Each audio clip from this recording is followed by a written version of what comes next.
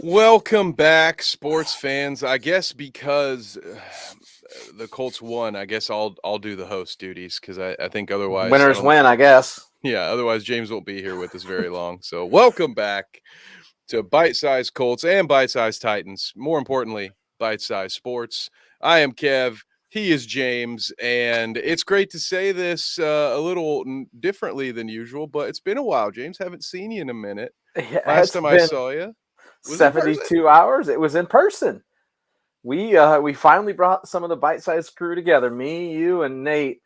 It was perfect because Nate walked by and one of my friends go, "Hey, I think that's the guy you're looking for." And I turned and Nate had his Golden Knights jersey on, just gold in a sea of all different colored blue. So that was awesome. It was a great time.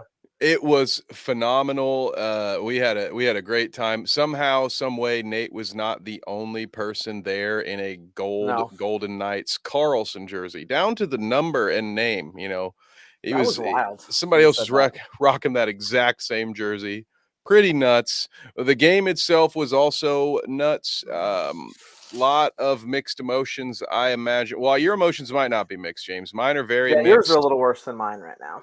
You're probably feeling all one way about the game, whereas as my tagline says, this is why we can't have nice things. At what cost? I saw the meme, the Thanos meme, James. It said, "Did you finally beat the streak?" It was baby Gamora saying that, and then the Colts Thanos says yes. And what did it cost? And then it just shows the Anthony Richardson on injury reserve. I did not see that, man. Everything. So I guess we start there. I think, weren't you on the same side as me? Right? Weren't you in the end zone area, kind of behind me? Yes, we were in. I want to say it was the northwest corner. Yeah, so I think our angles were similar. It looked nasty. In live, it looked bad. Yes, did not look. I mean, it was horrifying, to be honest. I actually didn't catch it clean. I saw the very end of it, and then saw the replays. Hell of a view of it, and I was like, "That's a broken collarbone, a dislocated shoulder." That when he laid there and his arm was just down, I'm like, something is really, really bad. And he got put on IR today, right? So he's out for at least a month, maybe longer. Yes, exactly. That's correct. He's been put on IR. What I have heard, and it goes back and forth. So let me just say, before we offer any speculation, that I'm still saying allegedly for all of this because I have yet to see the Colts or Anthony Richardson, announce exactly the severity, exactly the type of injury. But what I hear is it's a level 3 AC joint separation, which is interesting. I don't know about you, James, but I can actually offer some insight here. I cannot on that one. So as someone who I have suffered this exact injury. Mine was worse, to be honest. So I'm wearing a hoodie today, so you can't see it. Yeah, right. So I say all this, Colts fans, to give you hope. Because if I recovered, we'll hope this timeline is like ×2. But you can't see my scars here because I have a hoodie on, but I have my collarbone sticks up in my shoulder. So one fateful Christmas morning, I slid out on the ice from a country road out onto US Highway 30 and got T-boned by a semi truck going about 70 miles per hour. And my left arm got obliterated. We're talking compound fracture in my humerus bone, level 5 AC joint separation, and a broken collarbone. To the point where my AC joint actually required surgery. And now, luckily, I am one of those freaks of nature who was born with an additional tendon in his forearm that doesn't actually have much use. So instead of straining off some muscle from my hamstring, they were actually able, and on the same arm, they were like, this arm's already screwed, so we'll just hack that arm up. I have 3 additional scars running up my forearm from where they pulled that tendon out and used it to strap my shoulder back together. And now you can shoot the shit out of it, right? Exactly. And after his back, right, and after all of the PT, now strength-wise, not quite the same, and it took a while. For a long time, my form actually got better because you'll really be serious about keeping your bicep curls in the pocket when you don't want your your bicep bone to break again. Yeah. So that stuff helped. But flexibility wise, after about 6 months of physical therapy, my range of motion actually, I can't tell if I'm proud or embarrassed by this, but I have a wider range of motion with my, formerly injured that's been healed through Yeah. physical therapy. Like Hmm. this arm, I can reach places on my shoulder that I can't with my non-injured arm. So Yep. I've also never had to throw a football because it's not my strong arm. Also, should be noted, I Grab my do. strong hands. I'm one of those weirdos that uses I use my left hand to eat. I use it for everything but Oh, riding or oh, throwing. you're gross. You're So yeah, I'm disgusting. one of those weird, like I guess ambidextrous people. Fake It actually ambidextrous. it started as a basketball thing, James. My head coach gave me the idea. I wanted to turn my weak hand into my strong hand, and Hmm. so put the idea into me like, well, before you ever dribbled a basketball, you did other things. And so I started carrying my books with my left hand. I started driving my car with my left hand if I was riding a bike. So just as many things as I Yep. could to just improve that left-handed dexterity. So it was like, oh, dribbling a ball. I mean, it whatever. Like this isn't. I do stuff with this hand all the time. So I don't know if that Hmm. helped me as well. That I did put a lot of use into this arm, but I say all that to say, if it's an AC joint separation at level 3, surgery is borderline. It might not be required, Hmm. and it will probably be right about that month. I think the injured reserve, we might see it be 5 or 6 weeks instead of Yeah. 4, but I do believe this is something he'll completely recover from, and I kind of scoff at this notion that he is injury prone when before this most of his injuries have been the type of get you knocked out for a quarter. That concussion was them being cautious. He didn't. He played more in that game. There was a time, not that this Hmm. is correct, but several years ago, he doesn't even come out of that game, let alone miss that game and the following game. So Hmm. that's just us advancing as people and putting more value in the human brain and people's longevity. So like that was just more them being safe. But yeah, so Hmm. AR's out for the Foreseeable future. foreseeable future. Yep. My my worry with it, and I'm not saying he's injury prone. I'm saying the offense they're running puts him at risk for hits a lot, and Yeah. it's not. It's never just a him thing. It's any running quarterback or any type. You can go all the way back to Michael Vick when he was doing it. They take a lot of hits in those type of offenses, and Steichen was Jalen Hurts' offensive coordinator for the last few years, and he didn't get hurt, but he's kind of the what's the word I want to use? He's not the norm. Where most of them, you don't want those guys getting hit, so it worries me just a little bit. Like the hit he took was a design quarterback run. Guys fall on top of him. That kind of freak stuff happens all the time. Yeah, that is a very good point. And it certainly is a bit worrying, right? Like I'm Mm-hmm. also not going to sit here and be like, "Oh, I'm not concerned at all that Gardner Minshew has played in I think more games Yeah. than Anthony at this point." But I also have the benefit of being a huge Gardner Minshew guy, someone who said Oh, I from don't hate day him at all. one that he should have been starting up until week 5 or 6 anyway, Yeah. because while I know reps are important, I do think there can also be a benefit to getting your feet beneath you and learning how life in the NFL works before you're also made a starter. Yep. I think there could have been some benefit to just letting Gardner play, and then he ended up playing anyway, and so here we are. So I know it's not going to be pretty. If I have Colts receivers in fantasy, I'm not going to be hammering those guys into starting lineups for the next 4 weeks, but Gardner can win you some games, at the very least keep you in games. Yeah, And I was a little like when he got hurt, I was actually more worried because Gardner's a better passer, yeah, and Tennessee's weakness is passing. And as we've seen, Titans got all kinds of issues. We'll get to that, but Minshew mania is here, baby. yep, it's here, and yeah, we can go the other. I guess the other bright spot for the Colts that I'll point out that I don't know that it was a bright spot in the game. As far as the game was concerned, he didn't have a huge impact, but Jonathan Taylor being back, The return. Yeah.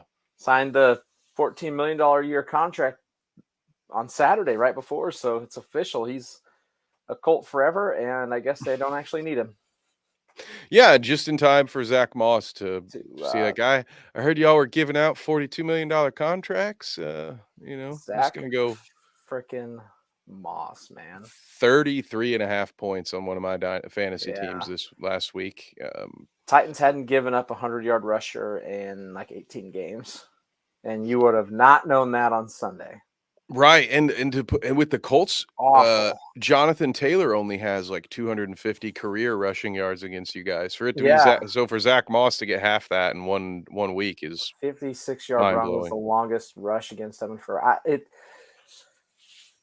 it's very hard for me to come out of that game with any hope for Tennessee right now, and I'm starting to wonder, and I hate that I'm going to say it, like maybe Trevor was right. Maybe it is time to blow this up. Oof. They have the back-to-back drafts that are just looking horrific, that are caught at every position where they struggle at cornerback, on the offensive line, receiver outside of Hop, which that's their own fault. They struggle because they had back-to-back drafts of just awful draft picks. And then I'm starting to look at the team and just going, good news is the South is trash, but it's like, what is this? Where does this lead? And this is kind of like Tannehill played pretty good on Sunday. He's probably Titans' second best player behind D Hop, but the rest of the team looked awful. Yeah, it was. Yeah, it was rough. And D Hop was great because there were a couple of those throws too where a couple of them were just a little bit behind. Not necessarily errant throws by any means, but he made some difficult catches in there as well because the Colts were able to get pressure occasionally, and it just didn't matter because unless they were getting there in about 2 seconds, Hop was open somewhere. He was just getting open. There was a couple drives he took them all the way down the field, and then the Titans in the red zone this year are awful. They're like 30%. They were like 60% in the red zone last year. They're like 31 right now.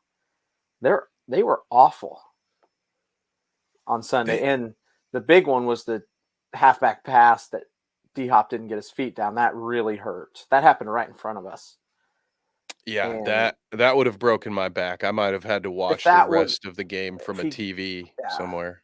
If he catches that, I think that game's completely different. But still, like, the Titans got to find ways to finish drives, man. Like, we can't just another kick 3 field goals on Sunday. Had 1 touchdown. Tajay Spears had that 19-yard rushing touch coming right out of half too. They came out of half like gangbusters. Yep, which had me furious because the Colts gave up easy. It didn't make any sense to not kick that field goal to end the first half. By the way, yes, it's very stupid. It was like 3 minutes. It was quick, but the problem was the Colts turned around and marched straight down the field. Tennessee's defense had no bite on Sunday. Usually their rushing defense does, and their passing defense looks atrocious. They had nothing. I didn't. T.R. Tart was out there, one of their nose tackles. I had no idea how important. I knew he was good. I didn't realize he was that important. That's a good point. And when you talk about the Titans and their finishing drives, that's been kind of the Colts' defensive MO. And in my opinion, it's kind of what you get when you have a Gus Bradley led any zone defense really can tend to be. They're either turnover machines or they are bend but don't break machines, right? Where you can feast in between the 30s. But once it gets a little bit closer and there's no ability to get behind somebody, I think this Colts defense this year will probably give up more 30, 40-yard touchdown plays than they give up red zone touchdowns, because it's going to be easier to get behind those young corners. When you're inside the red zone, you can't get behind anybody, and that helps to throw a blanket over the Colts' biggest defensive weakness. So then inside and we saw it on that big 4th and 1. Zaire Franklin, sideline to sideline, he's going to cover that. That again, Titans offensive line, a problem. 4th and 1, you have arguably one of the best short yardage backs in NFL history. And Zaire Franklin just stood him up. Free reign, nobody blocks him, bang, game over. Titans can't score. Didn't even make the initial read quickly either, right? Like No, it one was thing you saw it live, he went right and then was like, yeah. I got to go to my left. 1 And the yard, you hole was can't get that there. shit. Like, Yeah. sorry for my language. It was they couldn't get Derrick Henry going. The D-Hop Tannehill connection was great until they got in the red zone. Like, I just on so many different levels, I came away with like, at least the Colts have their quarterback of the future. Like, they've got all kinds of problems, but they at least have somewhere to go. And I'm Yeah. like, Tennessee needed D-Hop 2 years ago. And ever since Tennessee, John Robinson made the stupid trade to get rid of A.J. Brown, the wheels have completely come off. And there's just, I don't know where I look and go like, all right, we got some hope right now. Like, Derrick Henry's starting to show his age, and our offensive line isn't good enough to create him holes. Tannehill's can be really good when he's surrounded by people, but when he's got to carry an offense, he's proven he can't. Yeah. D-Hop looks better than I think anybody thought he was going to. On a team that's a run fourth team, he had 8 receptions for 146 yards or 140 yards on Saturday or on Sunday. They just need a number 2. I know Burks is off IR, so we'll see how long. He's off. He's not. He's never went on IR this year. He missed a bunch of games last year. Sorry. I took him off my fantasy IR. Yeah, I'm sorry. starting to. Yeah, well, he put him right back. He didn't practice again today in preparation for the London game. I'm starting to worry about him being a bust. He looked apart all offseason. You know how offseason hype is, man. But I mean, which is just ironic. 2 people Titans beat writers talked about most were him and Christian Fulton, and Christian Fulton got cooked on Sunday.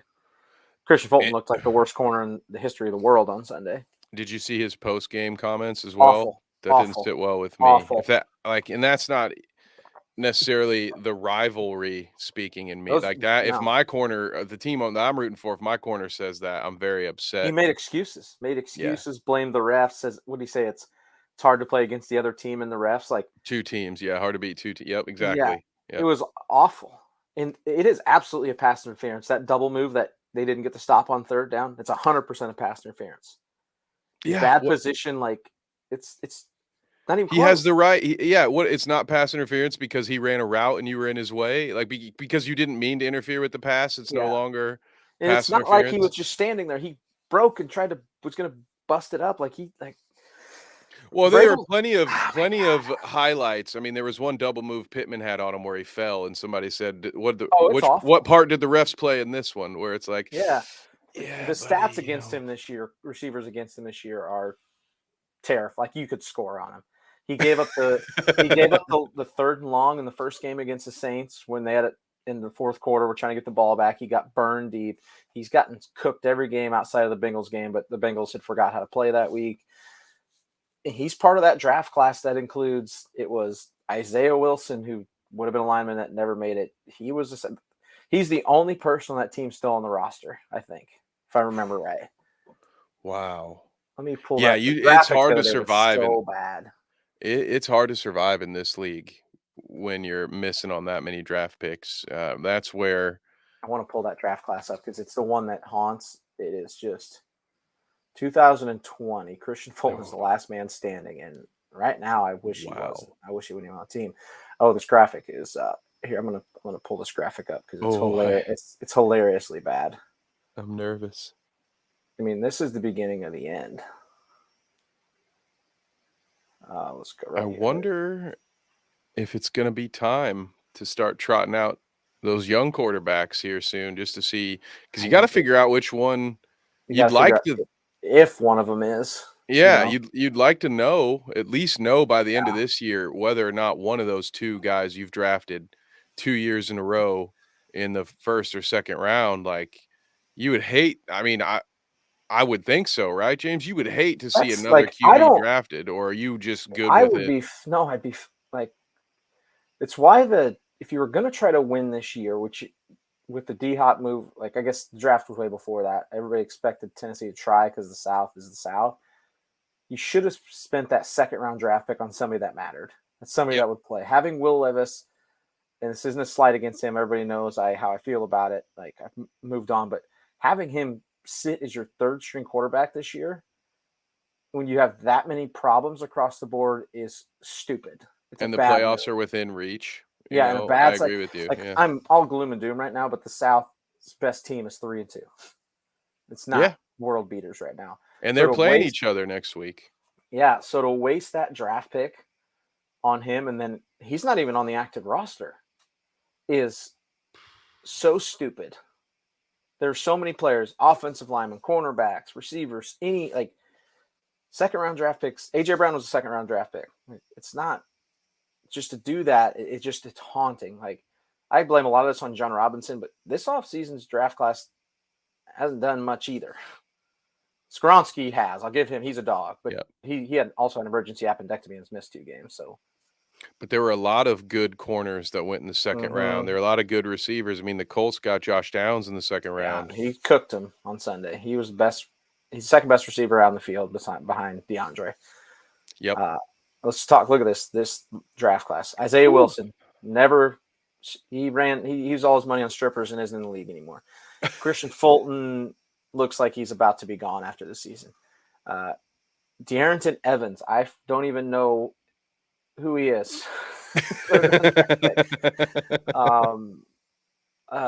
Laurie Murchison, don't have any idea who he is. I do remember Cole McDonald.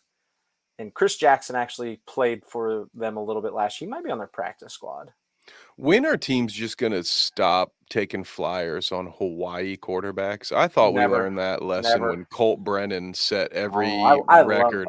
I love that. Right? Yeah. Who didn't love some Colt Brennan? But, maybe made a couple of Washington practice squads. I think we saw him in the preseason a time or two. But, man, it's crazy to me that people still draft Hawaii quarterbacks. But I guess it was the 7th round. I want to see the 2021 draft class is also not very good. So it was back-to-back years that they did this. Oof. That is so hard to bounce back from. Yeah, that's the thing. You got to find some gems in training camp or practice squads to recover from something like that. Yeah, and when you trade away an all-world talent like AJ Brown, like you cripple yourself. So the 2021 draft class isn't much better. Caleb Farley was their cornerback first-round draft pick. Bad back. He's torn his ACL. He had back surgery, hasn't played this year. So guess what? Weak position. There's a problem. Yeah. Back-to-back years, they took a cornerback in the first and second round, and neither of one's not is barely played for him. The other one's playing like he's never going to play for him again. Dylan Radins was their second-round draft pick that year out of North Dakota State. He has been pretty much a career backup. He did start while Skoronski was out, but he's now just a backup. Monty Rice, linebacker, is their third-round pick, backup. Elijah Molden, third-round pick, defensive back, backup safety, backup corner. This is the one that freaking hurts. They took they traded up in the third round to draft Des Fitzpatrick with pick 109. And I don't know if he ever caught a pass for Tennessee. 4 picks later, the Detroit Lions drafted what wide receiver in that draft class? Oh no. Which is a good one, the really good one. It's Amon. Did they get St. Brown at that pick? Wow, really? Pick 113 in that draft. The Titans traded up, and everybody thought they were going to get St. Brown, and they took Des Fitzpatrick out of Louisville, who I think he's on the Steelers practice squad at this point. And St. Brown went 4 picks later. That is brutal. Huge problem position. Then you draft Rashad Weaver, who's a backup linebacker, defensive lineman, racing math receiver who is not on the team anymore, and then a safety that's not on the team. That's back-to-back draft classes with currently 1 starter. My goodness. Yeah, that's how you destroy. People want to blame it on Tannehill and Henry getting old. I want to blame it on that. 100%. Yeah, if there was a good supporting cast around them, I think they'd be just fine. I mean, obviously, I think, Tannehill is not 100% of what he once was. No, he's not the But 2019 high-powered offense, but he's still good enough to win the South for sure. absolutely. Yeah, I would agree with that. And I agree with you 100%. It's not about those three older gentlemen. It's about the fact that none of the young guys around him have been worth their salt so far for the most part. And then meanwhile, what I've been having to deal with is all of the Colts content creators that have come out of the woodwork saying things like playoffs have always been the goal. Okay. Oh.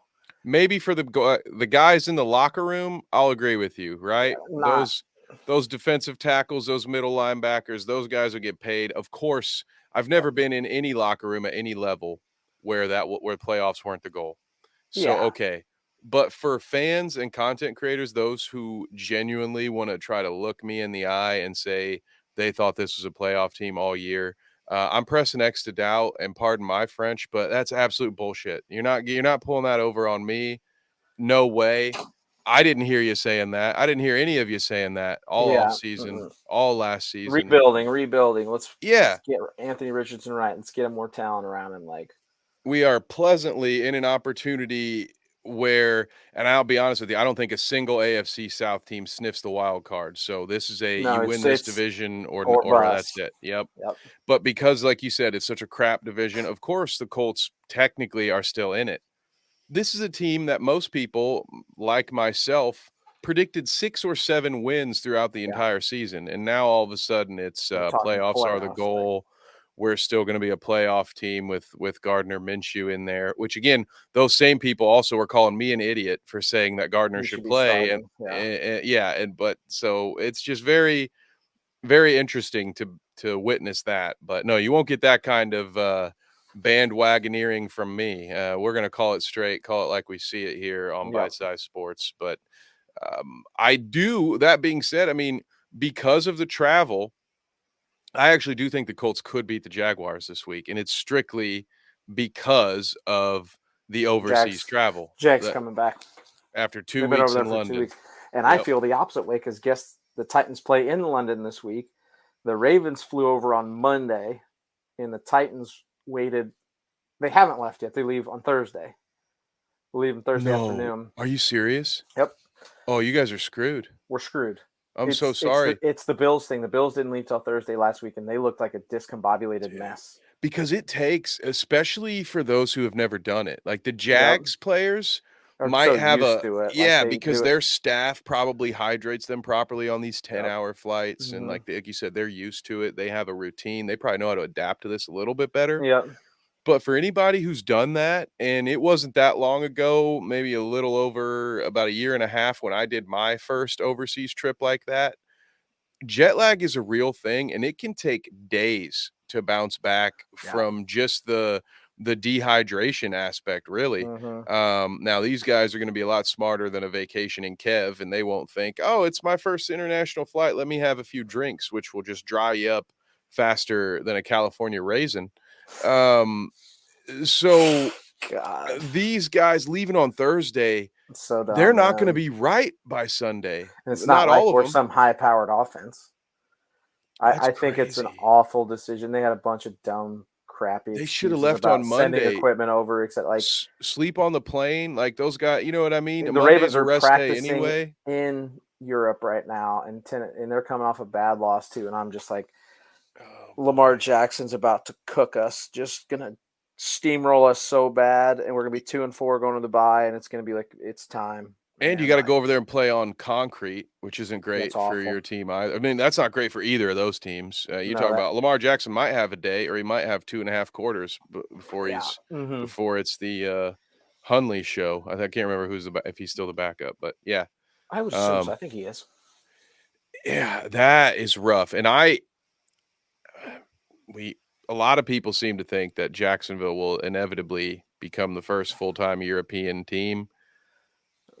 That is going to screw things up, man. I hate the logistics of that. That's worse than Thursday night football for me. And Thursday night football is awful for injuries, for health, I think the only way you can do it is if there's multiple teams over there, if not a whole division over there. Yep. I think so. They have 8 games where they're over there, and then if the Titans or Colts travel, they're over there for 2 weeks because they play back-to-back teams over there type deal, Yeah, and then that's gonna suck for those teams that are over there because your best bet really is to have like 4 weeks in a row of road games, right? Like your Yeah, best bet is to go exactly. over there, be over there for a month, Yep. and then come back.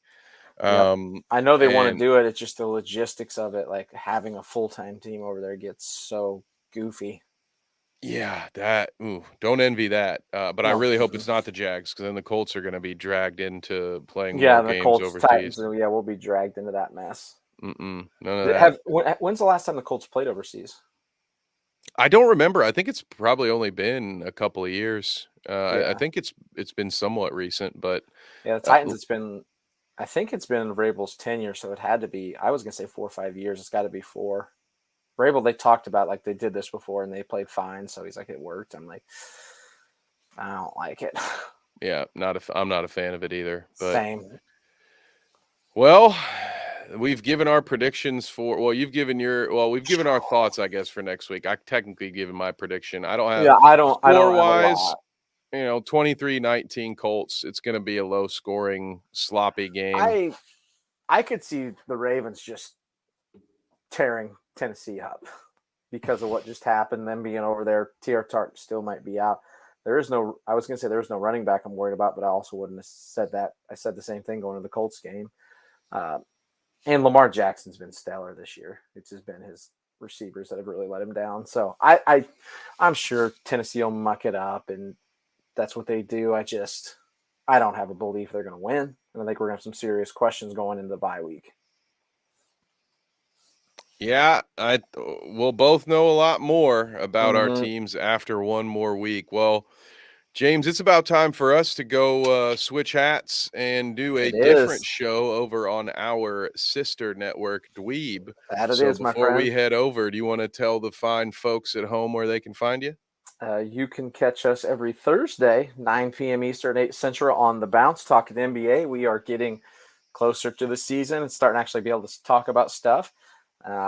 Me and you catch us both once or twice a week on Bite Size Titans, Bite Size Colts. And then every Wednesday at 9 p.m. on our sister station, Dweeb, talking Star Wars, Han Shot First. That's where we're going here in a bit. And if I recall, you just posted a Loki Reacts, didn't you?